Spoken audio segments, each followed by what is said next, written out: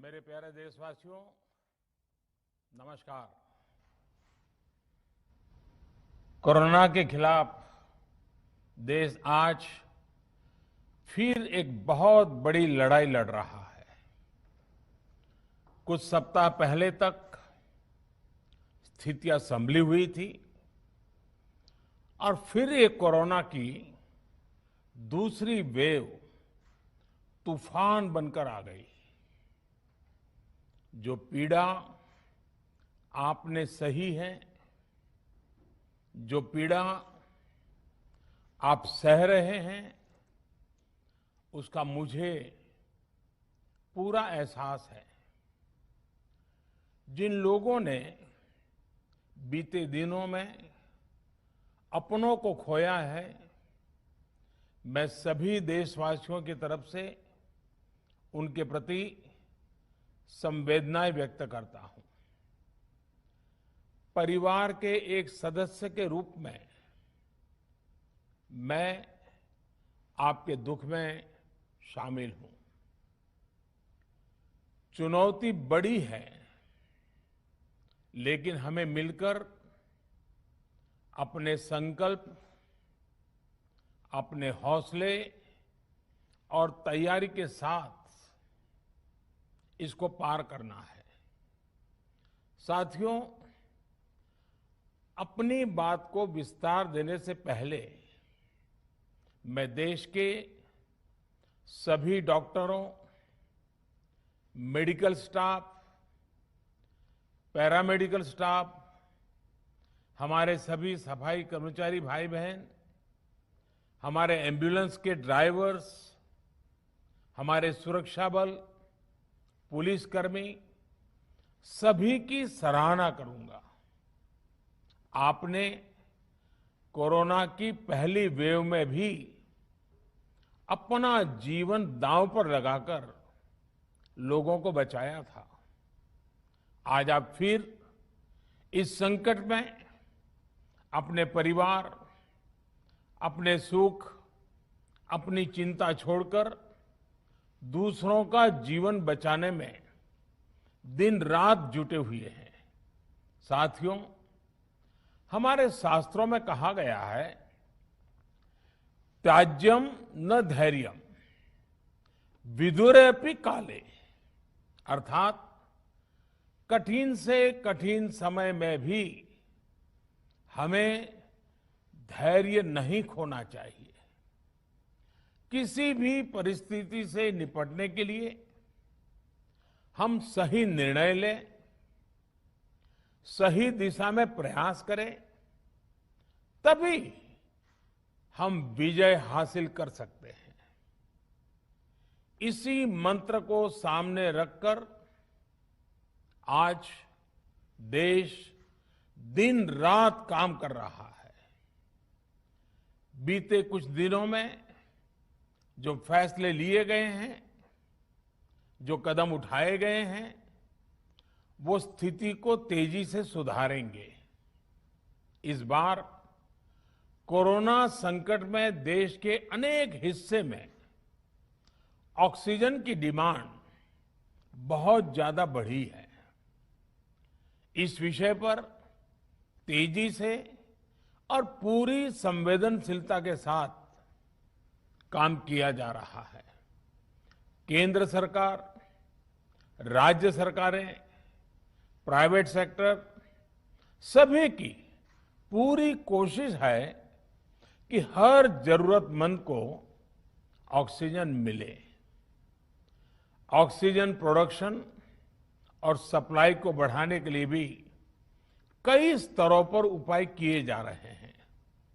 राज्यों में नए ऑक्सीजन प्लांट्स हो, 1 लाख नए सिलेंडर पहुंचाने हो, औद्योगिक इकाइयों में इस्तेमाल हो रही ऑक्सीजन का मेडिकल इस्तेमाल हो, ऑक्सीजन रेल हो, हर प्रयास किया जा रहा है।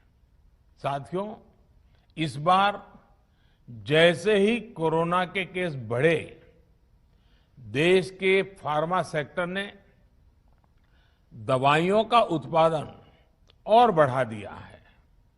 आज जनवरी फरवरी की तुलना में देश में कई गुना ज्यादा दवाइयों का प्रोडक्शन हो रहा है। इसे अभी और तेज किया जा रहा है। कल भी मेरी देश की फार्मा इंडस्ट्री के बड़े जो प्रमुख लोग हैं, उसके जो एक्सपर्ट लोग हैं, उनसे बहुत लंबी चर्चा हुई है। प्रोडक्शन बढ़ाने के लिए हर तरीके से दवाई कंपनियां की मदद ली जा रही है। हम सौभाग्यशाली हैं कि हमारे देश के पास इतना बड़ा मजबूत फार्मा सेक्टर है जो बहुत अच्छी और तेजी से दवाइयां बनाता है। इसके साथ ही अस्पतालों में बेड की संख्या को बढ़ाने का भी काम तेजी से चल रहा है। कुछ शहरों में ज्यादा डिमांड को देखते हुए विशेष और विशाल कोविड हॉस्पिटल बनाए जा रहे हैं। साथियों, पिछले वर्ष जब देश ने कोरोना के कुछ ही मरीज सामने आए थे, उसी समय भारत में कोरोना वायरस के खिलाफ प्रभावी वैक्सीन के लिए काम शुरू कर दिया था। हमारे वैज्ञानिकों ने दिन रात एक करके बहुत कम समय में देशवासियों के लिए वैक्सीन विकसित की है। आज दुनिया की सबसे सस्ती वैक्सीन भारत में है। भारत की कोल्ड चेन व्यवस्था के अनुकूल वैक्सीन हमारे पास है। इस प्रयास में हमारे प्राइवेट सेक्टर ने इनोवेशन और एंटरप्राइज की भावना का बेहतरीन प्रदर्शन किया है। वैक्सीन्स की अप्रूवल्स और रेगुलेटरी प्रोसेसेस को फास्ट ट्रैक पर रखने के साथ ही सभी साइंटिफिक और रेगुलेटरी मदद को बढ़ाया गया है। यह एक टीम एफर्ट है जिसके कारण हमारा Bharat 2 made in India vaccine के साथ दुनिया का सबसे बड़ा टीकाकरण अभियान शुरू कर पाया। टीकाकरण के पहले चरण से ही गति के साथ ही इस बात पर जोर दिया गया कि ज्यादा से ज्यादा क्षेत्रों तक, जरूरतमंद लोगों तक वैक्सीन पहुंचे। दुनिया में सबसे तेजी से भारत में पहले 10 करोड़, फिर 11 करोड़ और अब 12 करोड़ वैक्सीन डोज दिए गए हैं। आज कोरोना से इस लड़ाई में हमें हौसला मिलता है कि हमारे health care workers, frontline corona warriors और सीनियर सिटीजन्स के एक बड़े हिस्से को वैक्सीन का लाभ मिल चुका है। साथियों, कल ही वैक्सीन को लेकर हुए एक और अहम फैसला भी हमने किया है। 1 मई के बाद से 18 वर्ष के ऊपर के किसी भी व्यक्ति को वैक्सीनेट किया जा सकेगा। अब भारत में जो वैक्सीन बनेगी उसका आधा हिस्सा सीधे राज्यों और अस्पतालों को भी मिलेगा। इस बीच गरीबों, बुजुर्गों, निम्न मध्यम वर्ग के लोग, 45 वर्ष की आयु के ऊपर के व्यक्तियों के लिए केंद्र सरकार का जो वैक्सीन कार्यक्रम चल रहा है वो भी उतनी ही तेजी से जारी रहेगा। पहले की तरह ही सरकारी अस्पतालों में मुफ्त वैक्सीन मिलती रहेगी, जिसका फायदा, जैसा मैंने कहा, हमारे गरीब परिवार हो, हमारे मध्यम वर्ग, निम्न मध्यम वर्ग के परिवार हो, वो उनका लाभ उठा सकेंगे। साथियों, हम सभी का प्रयास जीवन बचाने के लिए है, और जीवन बचाने के लिए तो है ही, प्रयास से भी ये है कि आर्थिक गतिविधियां और आजीविका कम से कम प्रभावित हो। प्रयास का तरीका यही रखा जाए।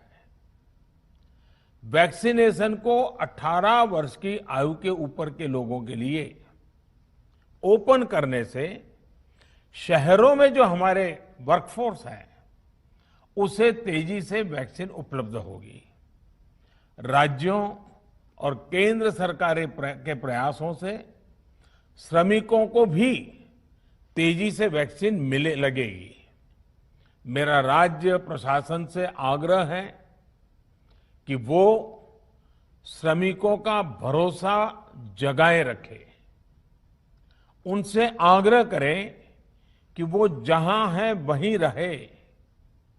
राज्यों द्वारा दिया गया ये भरोसा उनकी बहुत मदद करेगा कि वो जिस शहर में हैं वहीं पर अगले कुछ दिनों में वैक्सीन भी लगेगी और उनका काम भी बंद नहीं होगा।